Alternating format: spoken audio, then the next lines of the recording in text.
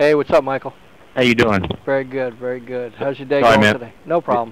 It's all right. I have the internet just came back on. I'm in Canada. I don't have phone service, so I'm calling from a Skype number. Oh, wow. Unfortunately, the internet's in and out, so if I get cut off, I'm gonna have to call you back. Okay, no problem. I had a problem with Skype last time. Actually, you know, it would come in and out, and I was doing it from the UK. You know, so I had he just gave up. You know, so you know. Yeah. Congratulations on the new CD. Thanks, man. Appreciate that. Very good. Tell me how much of a difference recording Goodbye Rain compared to the new Mob 2012. It was actually a big difference. Goodbye Rain, I pretty much tracked, you know, 80 to 90% of the stuff myself. With a drummer. A drummer came in and laid down the tracks, and I laid down scratch tracks with him. Then I went back in and just kind of just pieced everything together. You know, pretty much did 90% of the vocals. I had some friends help me out in backups here and there, but you know, this time around we multi-tracked as a band. I have a 7-piece band now. We multi-tracked it, and the rest of the band sang all the backup vocals, and so it was much more of a group effort this time around. Much more of a, you know, a live performance. Really, it's pretty much a live record with vocal overdubs. Very good. How did you decide to pick the members of the band? I pretty much knew everybody. I mean, I'm not into, you know, doing the whole, like, putting out ads to try to find a band. I just kind of go with, you know, people I know, and I've been living in the same county for pretty much all my life, so I have a pretty thick pool of resources of musicians that I know, and pretty well respected in the area. So I put the word out, and just kind of started making phone calls, and I just kind of picked the people that were not only qualified, but were just good people. You know, I just wanted to have, you know, good attitudes in the band, and actually no attitudes in the band, and I just was looking for just a good group of guys, along with great musicians. There's nothing worse than being in bands and projects with people that they don't share your vision, basically, right. You know, and that kind of thing. So it wasn't tough. I mean, it was pretty much my first calls were the people that are in the band right now. The only person that I didn't know was the harmonica player, and I wasn't out to try to be a harmonica band or anything, and I really wasn't even thinking about adding that element into the mix. But my drummer Paul Wilson said, "Hey man, there's this guy I know, and he might really add a lot to the country feel and kind of bluegrassy thing you're doing here a little bit." So he came over and we hit it off, and he instantly just, you know, fit right in. Cool. So yeah. Very cool. So how are the Leatherwolf fans receiving this new change? 50-50. Yeah. Yeah, I get a lot of slack from it, and I knew I would. But you know, it is what it is. No matter what I do, you can't please everybody. But I was just looking to do something honest and true to myself, and you know, Leatherwolf is actually more of a far stretch of what I am than anything. What I'm doing right now is actually what I grew up on, music. You know, the styles and stuff I grew up. You know, when you get into the '80s, we got to the '80s, and you know, I wanted to be in a band.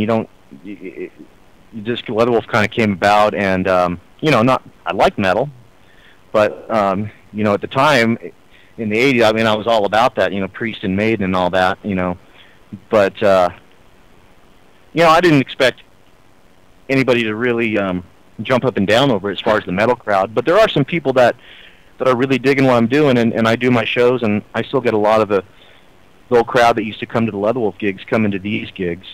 Right. So I think the fans are accepting it more than Leatherwolf is. Actually, they're like, "What are you doing, dude?" So I'm like, wow. "Come on, man, come." Dean's like, "Yeah, when you're done doing your little thing, come back and make a real record." I'm like, you know. Wow, you're kind of going the Keel route. You know, he went to country and stuff like that, and eventually he went back to rock.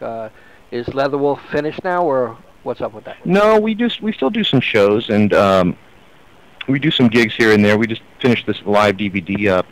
They're all gung-ho about making a record, and they're writing some stuff, but really I'm all about just doing this right now. I'm just getting myself on the road and trying to piece that together and really focusing on this. You know, I've spent gosh, 25, 30 years with Leatherwolf, and I'm I'm just really looking for a change. Just trying to do some different things. I mean, just kind of want to branch out. I play a lot of different instruments, and nothing bashing metal or Leatherwolf by any way, but it is definitely one or two dimensional. Right. And I just I love to sing. I like to sing, and harmonize and do bluesy stuff, and different kinds of voices. And it's kind of Leatherwolf to me is a little bit limiting for me, without bashing it in any way, because I really appreciate the opportunity that it gave me, and all the things we did and places we got to travel. I'm very appreciative of those, but I'm just ready for something else. I'm trying to branch out and just grow musically, as I age. Wow. Tell me a couple of the most meaningful tracks on this new CD. To tell you the truth, Brian, they're all very meaningful. This whole CD was written in about 60 to 75 days, somewhere like that. A little over a couple of months. And all the songs are very personal. It's just a real honest record. It's just something I lived. And Talk Me Down is pretty close to my heart. As all of them really are.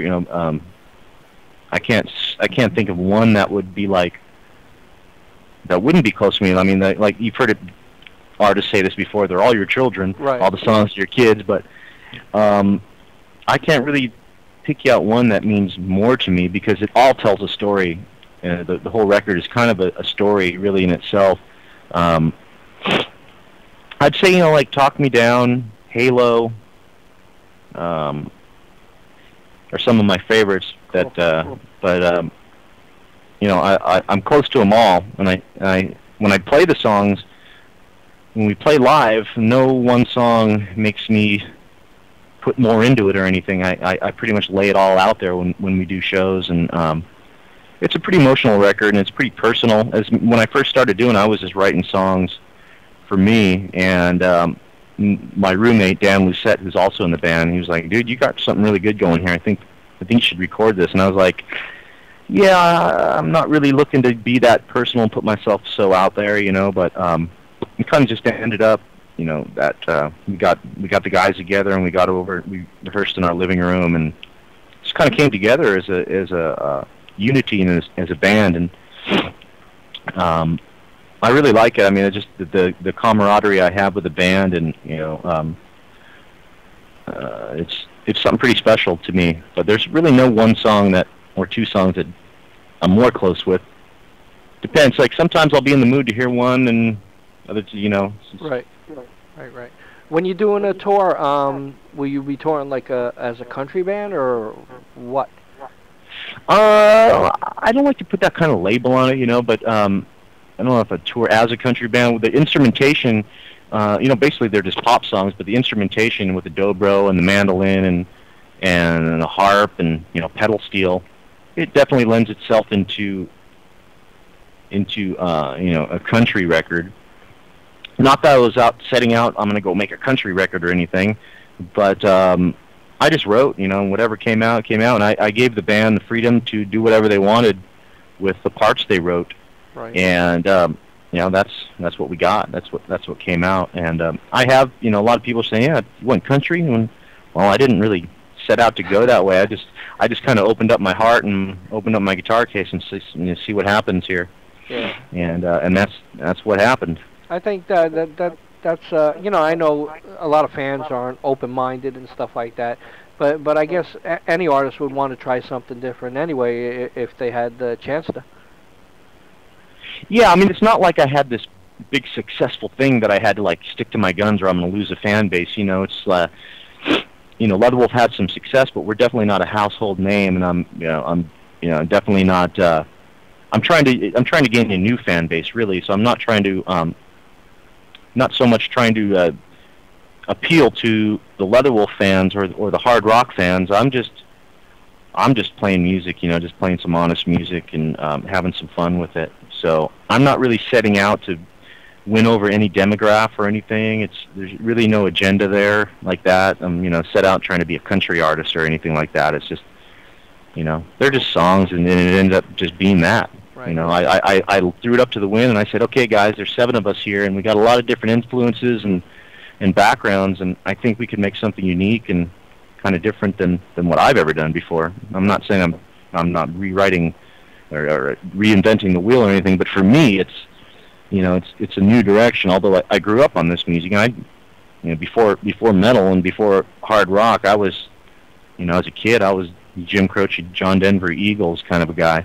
But wasn't it mostly everybody?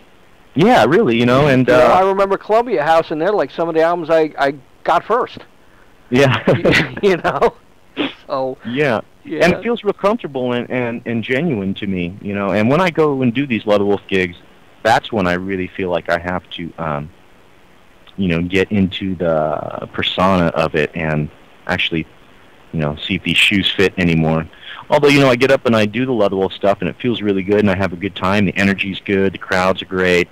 You know, I sing my ass off. But, you know, at the end of the day, it's not who I am or what I'm all about, really. It's a part of me, and I like to revisit that every once in a while. But I'm kind of really set on what I'm doing now, and we've already written, you know, almost another record. We've been jamming and writing some new stuff, and the new stuff is really cool because now that I brought all these songs into the picture, and all the songs were pre-written, but now we're writing as a band, and it's taken on some really unique, really fun tones, and I'm really excited to even, you know, get this one going. But just gonna try to, you know, promote what I got and just get out on the road. Trying to book this West Coast Northwestern tour, and it's really hard as an independent artist to put yourself on the road, especially with, I have no management and no booking agent right now, so I'm just kind of just playing it, you know, by ear, and, you know, just seeing what happens. Very cool. You also got a video coming out, I guess you're going to be shooting it on March 24th for Cook's Corner. Yes, we are. So how's that going to go? Do you have a concept to it, or is it... You know what? We're just going to do like a live thing. We haven't done any videos yet with it. The crowd's been involved. Right.